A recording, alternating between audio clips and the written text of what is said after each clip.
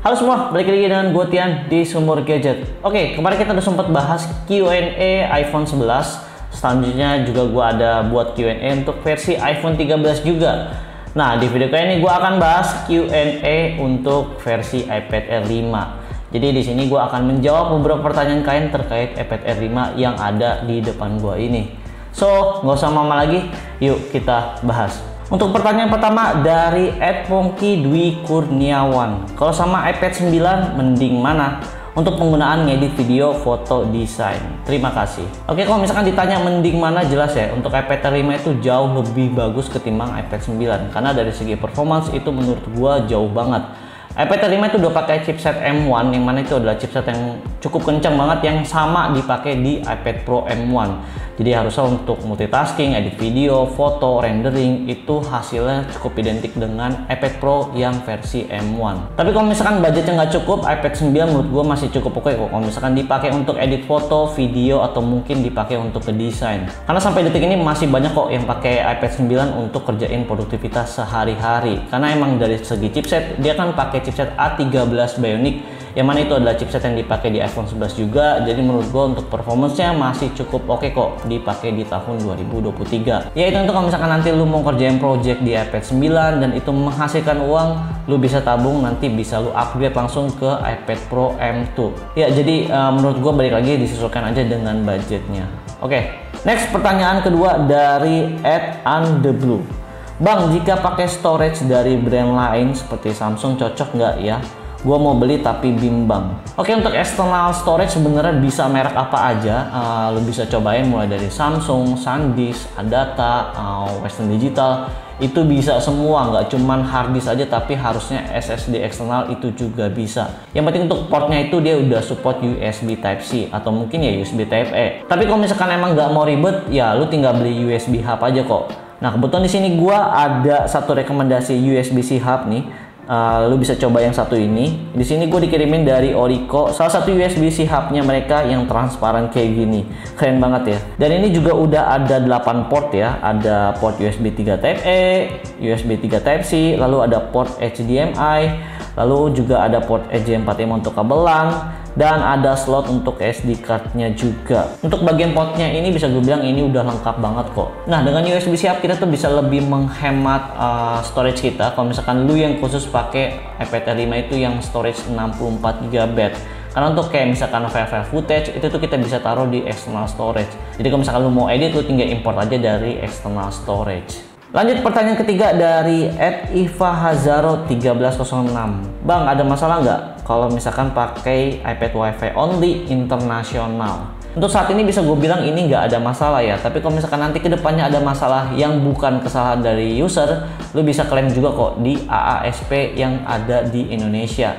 Nah, apa itu AASP? Itu adalah Apple Authorized Service Provider. Jadi itu adalah service resmi dari Apple. Di Indonesia kita tuh ada lumayan banyak ya, ada MitraCare, ada StoryEye, iBox juga ada. Dan lu tuh bisa klaim di salah satu tempat tersebut. Itu dia tetap bisa diklaim kok kalau misalkan emang barang Apple itu adalah garansi internasional. Jadi harusnya kalau misalkan lu beli barang Apple, dimanapun lu beli itu bisa lu klaim di AASP yang ada di Indonesia. Next, pertanyaan keempat dari @pleasereadbook5009. Sampai sekarang masih bingung dengan penamaan iPad. Bedanya apa dengan iPad Air, iPad mini, dan iPad Pro? Oke, gue jelasin. Yang pertama dari iPad Pro. Nah, iPad Pro ini adalah seri tertingginya versi iPad. Jadi di sini tuh untuk dikhususkan buat lu yang mau ngerjain produktivitas yang cukup berat kayak editing foto, editing video, dan terutama untuk gambar buat lu yang profesional ilustrator. Karena di iPad Pro itu tuh kita tuh dikasih layar yang promotion display juga. Jadi udah di 120 Hz. Jadinya kalau misalkan kita pakai untuk gambar itu udah real time banget. Udah sama lah kayak misalkan lu pakai untuk gambar di kertas beneran gitu. Apalagi sekarang udah ada software yang namanya Procreate, jadinya harusnya dipakai untuk gambar itu malah lebih bagus lagi dan lebih memudahkan untuk para ilustrator. Nggak cuma itu aja sih, kadang ada orang yang suka pakai untuk arsitektur dan segala macam. Banyak kok software-software profesional yang ada di iPad. Jadi makanya kenapa gue bilang untuk kerja profesional iPad sih nomor 1 bisa gue bilang. Nah, untuk iPad Pro ini kita tuh dikasih dua pilihan ya. Ada yang layar 10,9 inch dan juga ada yang layar 12,9 inch. Jadi ya disesuaikan aja dengan kebutuhan. Nah, perbedaannya adalah selain dari segi layar yang lebih besar, untuk iPad Pro yang 12,9 inch itu dia udah pakai mini LED. Jadi bukan layar IPS lagi, dan itu layarnya lebih akurat lagi dan lebih enak lagi dipandang untuk di mata. Jadinya kalau misalkan emang lo mau kerjain produktivitas yang cukup berat, saran gue ya iPad Pro yang 12,9 inch itu pilihan yang tepat sih. Untuk sekarang iPad Pro juga udah pakai prosesor M2 ya, jadi lebih kencang lagi ketimbang M1. Tapi ya untuk versi M1 juga masih dijual kok resmi di Indonesia. Nah, selanjutnya seri di bawah Pro adalah seri iPad Air 5 ini. Ini adalah satu-satunya ya. Ini adalah bisa gue bilang seri iPad turunannya dari iPad Pro. Karena dari segi chipset, terus ukuran layar itu sama. Paling yang membedakan adalah di bagian panelnya aja, yang iPad 5 ini masih pakai panel IPS 60 Hz. Sebenarnya kalau misalnya dipakai untuk gambar oke-oke aja, cuman emang nggak se-real time di iPad Pro yang udah pakai promosi display di 120 Hz. Bisa gue bilang ya dari segi performance ini sama, main game juga ya libas rata kanan juga. Kalau misalkan pakai editing foto, video ya ini untuk hasil rendernya juga bisa gue bilang identik dengan iPad Pro yang M1 ya. Paling yang membedakan selain layarnya itu adalah di bagian USB Type-C-nya dan juga di bagian speakernya sih. Untuk iPad Air 5 ini masih pakai USB Type-C yang nggak support Thunderbolt 4, dan untuk bagian speakernya di iPad Air 5 ini masih pakai dual stereo speaker aja.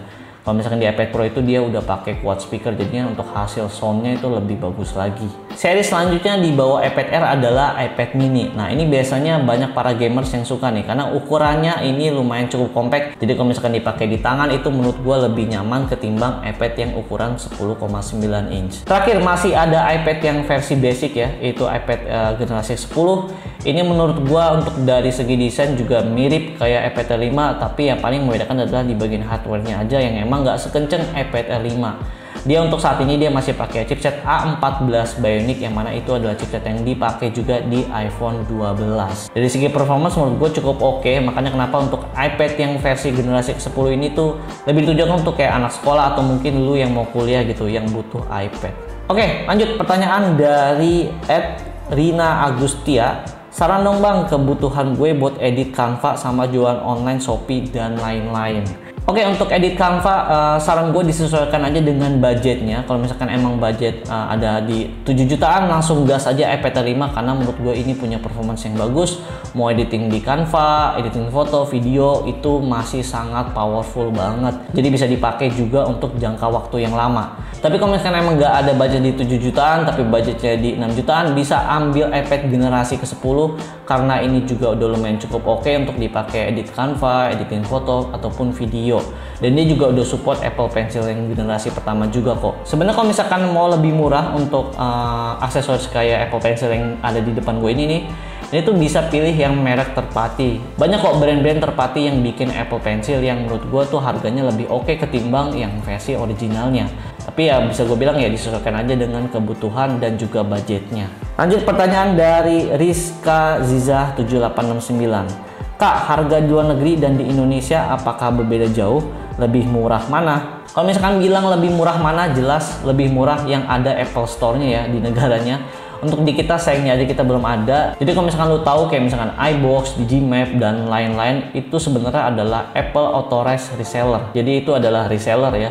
Untuk harganya sendiri ya nggak bisa semurah kayak Apple Store-nya langsung. Menurut gue sampai detik ini kenapa Apple Store nggak bikin store di Indonesia, itu mungkin karena daya beli orang-orang kita di Indonesia itu belum sebanyak kayak di negaranya mereka. Jadi ya menurut mereka ya kurang cuan lah.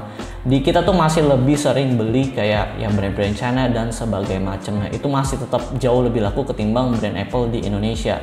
Oke, next pertanyaan dari Edmudi Setiawan 2305. Pertimbangan nggak ambil iPad Pro M1 atau M2 apa bang? Selain harga, untuk keperluan seperti yang dimaksud.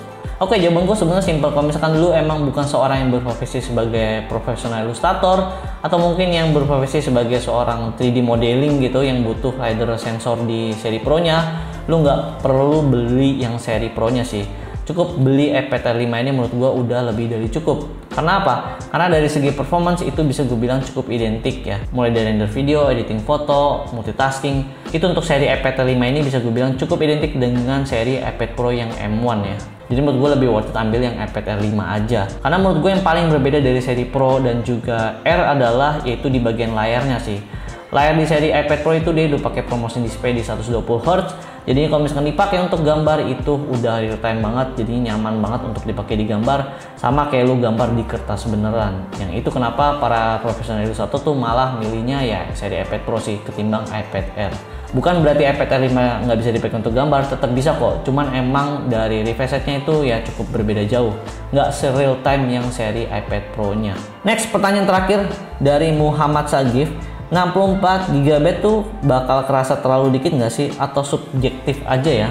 Dikit enggaknya itu sebenarnya tergantung kebutuhan masing-masing sih. Kalau buat gue pribadi nih, untuk iPad Air 5 ini gue pakai untuk editing foto, video, itu pun video gue pakai external storage ya, jadi nggak ngebebani storage di iPad Air 5 ini. Atau ya sesekali gue juga main game juga. Ya paling untuk game yang gue install ya game-game yang nggak terlalu berat sih, nggak terlalu makan banyak space. Kalau Genshin Impact sih ya jelas ini makan space banget. Tapi kalau misalkan lu emang kebutuhannya untuk main game ya saran gua mending ambil yang storage yang lebih besar aja kayak di 256 GB.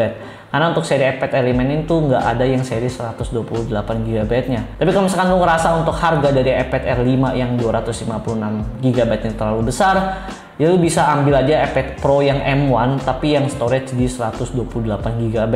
Itu malah menurut gue jauh lebih worth it sih ketimbang iPad Air 5 ini. Jadi balik lagi sih, itu sebenarnya disesuaikan aja dengan kebutuhan. Kalau misalkan emang kebutuhan lu cukup besar gitu, yang editing foto, video, yang lu nggak mau pakai external storage, silakan ambil yang varian terbesarnya untuk iPad Air 5 ini. Oke, palingan itu aja untuk pertanyaan-pertanyaan yang bisa gue jawab di video kali ini. Kalau misalkan kalian ada pertanyaan langsung tulis di kolom komentar aja ya. Nanti gue akan bikin untuk Q&A iPad Air 5 yang part 2-nya. Jangan lupa subscribe biar kalian gak ketinggalan video-video terbaru dari gue. Dan jangan lupa juga mampir ke IG atau TikTok Sumur Gadget, karena gue juga berbagi banyak informasi di sana. Dan lebih cepat juga sih ketimbang di YouTube ini. So segitu aja dari gue Tim dari Sumur Gadget, pamit.